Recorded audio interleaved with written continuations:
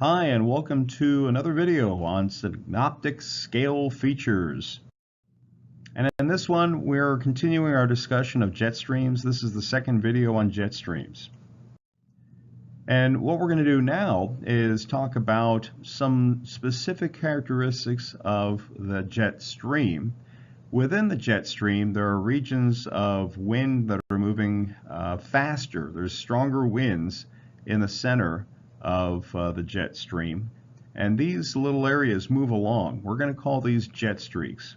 By definition, they're concentrated regions of very fast wind embedded within the jet stream.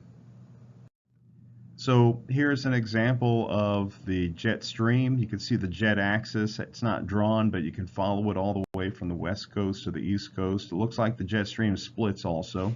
But there's a region where the wind is moving a little bit faster than the surroundings, and we call that region a jet streak.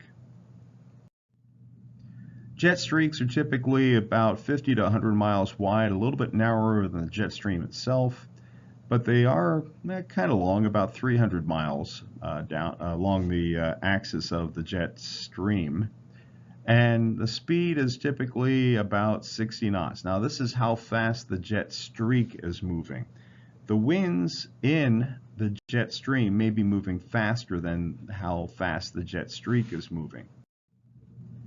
So because of that, that means the air as it comes into the jet streak is actually accelerating. It's its fastest in the center of the jet streak, and then it decelerates as it moves out.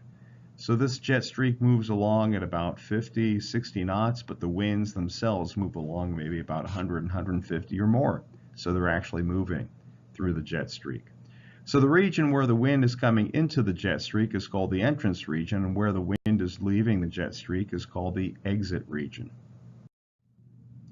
Sometimes the entrance region is also called the rear, and the exit region is also called the front. And then if you split the jet streak into halves, you can look at the left half and the right half, depending upon your orientation, of course, with your back, the wind at your back. Left is, of course, probably to the north, and right is to the south. Also, we talked about this in earlier videos. We said that on the northern or polar side of the jet streak, that's where you have cyclonic shear. And on the southern side of the jet streak, that's where you have anticyclonic shear. So we can break up the jet streak into 4 quadrants.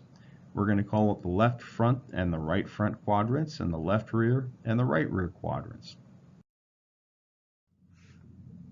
As already mentioned, wind is traveling through the jet streaks. In other words, jet streak itself is moving slower than the actual wind in the jet stream.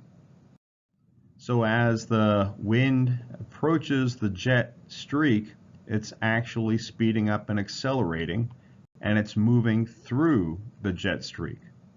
Coming out the other side, it's decelerating, but still it's moving faster than the propagation of the jet streak. So it actually flows through, the wind flows through the jet streak and comes out the other side. This will be important in vertical circulations, and we're going to talk about that in the upcoming videos.